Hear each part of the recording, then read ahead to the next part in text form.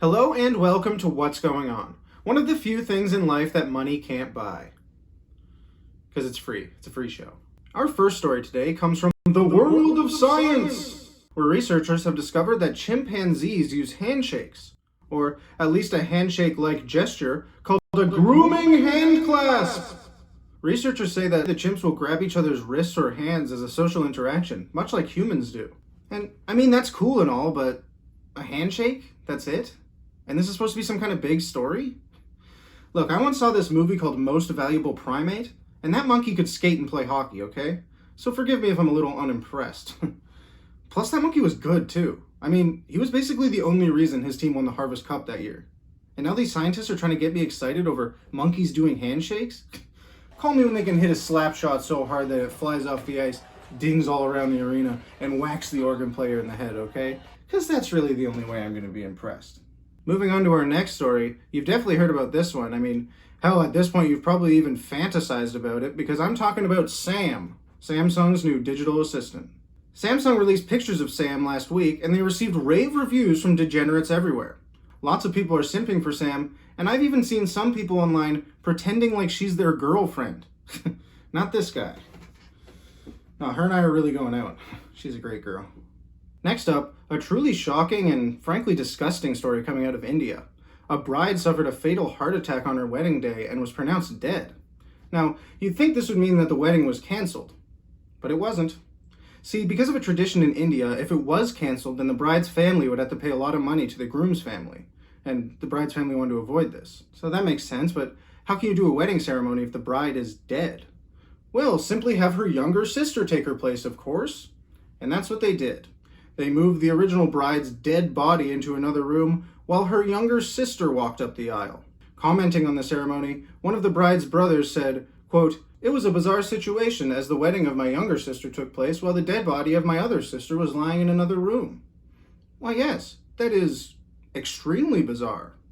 I think the best description of the whole situation, though, came from the website TMZ, who elegantly said, quote, "Weddings in India are hardcore, because not even a bride's death could spoil the wedding day vibes." Wow, what a cavalier way to talk about one of the most disturbing stories I have ever heard. But on that note, let's move on to something lighter and talk about Logan Paul versus Floyd Mayweather. That's right, it was the most publicized event of last week and the most disappointing part of last weekend. The fight was hyped up to be exciting and bloody, but it just ended up being kind of romantic. I mean, there were a couple good punches here and there, but it was really just a lot of tender holding.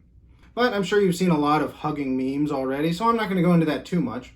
But I will say it really was not a good fight. I mean, Logan Paul was on the brink of collapse the entire time, even though Floyd Mayweather clearly wasn't trying very hard. I mean, look at Floyd after the fight.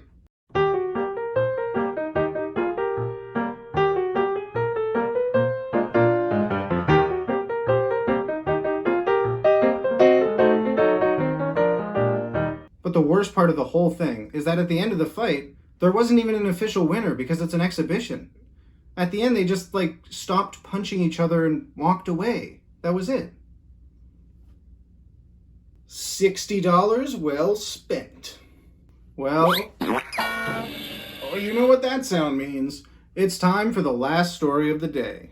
An Italian artist named Salvatore Garot made the headlines last week after he sold an invisible sculpture at auction. Take a look at this.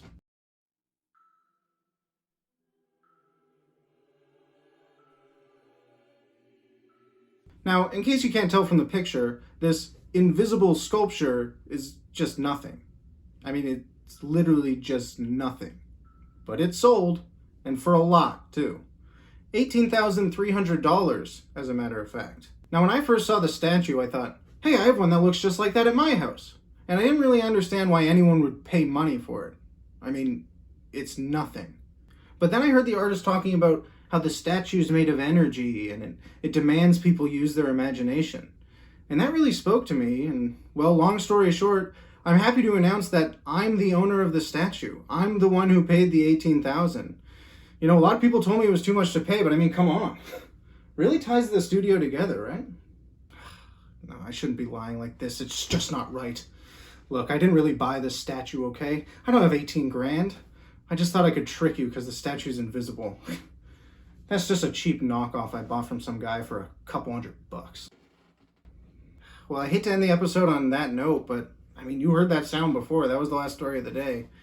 So I got nothing else for you. So just going to say subscribe, and I'll see you next time.